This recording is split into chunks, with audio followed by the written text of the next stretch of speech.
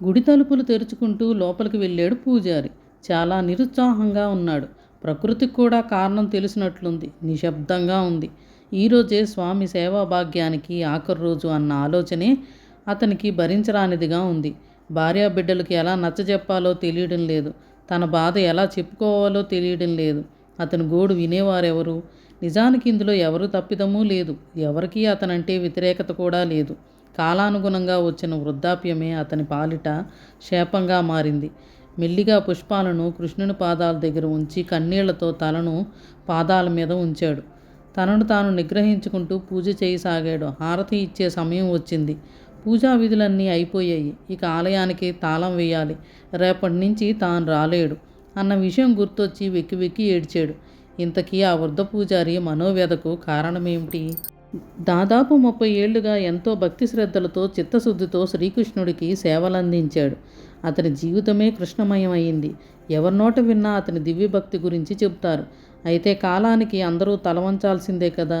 పూజారికి వృద్ధాప్యం వలన గూని వచ్చింది. దాంతో స్వామి మెళ్ళలో పూలమాలలు వెయ్యాలన్నా, ముఖానికి తిలకం దిద్దాలన్నా గూనితనం వలన చేయలేకపోతున్నాడు. అందుకే కమిటీ వారు అతని కుమారునికి బాధ్యతలు అప్పగిస్తున్నారు. ఆ రోజే అతని సేవలకు చివరి రోజు. అది అతని వెదకు కారణం.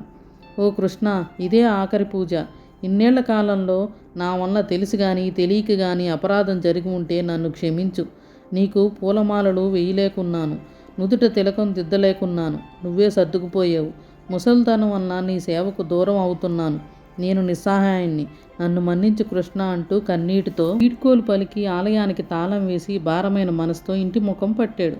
తెల్లవారులు అతనికి నిద్ర పట్టలేదు. చెప్పలేని బాధ అతన్ని స్థిమితంగా ఉండనీయలేదు.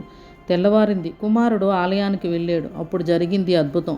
నిజంగానే అద్భుతమే జరిగింది. కుమారుడు బిగ్గరగా అరుస్తూ, నాన్నగారు, అద్భుతం జరిగింది, అద్భుతం జరిగింది అని నోటమాట రాక ఆయాసపడుతున్నాడు.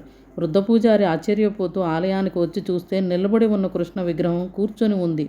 అతనికి ప్రాణానికి ప్రాణమైన మాధవుడు మందస్మిత వదనంతో కూర్చొని అతనితో సేవలు చేయించుకోవడానికి సిద్ధంగా ఉన్నాడు. తనతో సేవలు చేయించుకోవడానికి వీలుగా స్వామి తన భంగిమ మార్చుకున్నాడని అర్థమవగానే ఆ వృద్ధుడు తన వయసు మర్చిపోయి విగ్రహాన్ని అల్లుకుపోయాడు.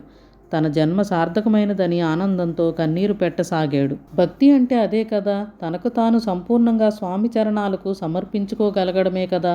అలాంటి వారి పట్ల మాధవుడు కరుణ చూపడంలో ఆశ్చర్యమేముంది? ఇది పూరీ జగన్నాథుని క్షేత్రానికి దగ్గరలోని సాక్షిగోపాలుని మందిరంలో జరిగిన వాస్తవ సంఘటన. భగవంతుడు భక్తులపై చూపే కరుణకు ప్రత్యక్ష నిదర్శనం ఈ సంఘటన.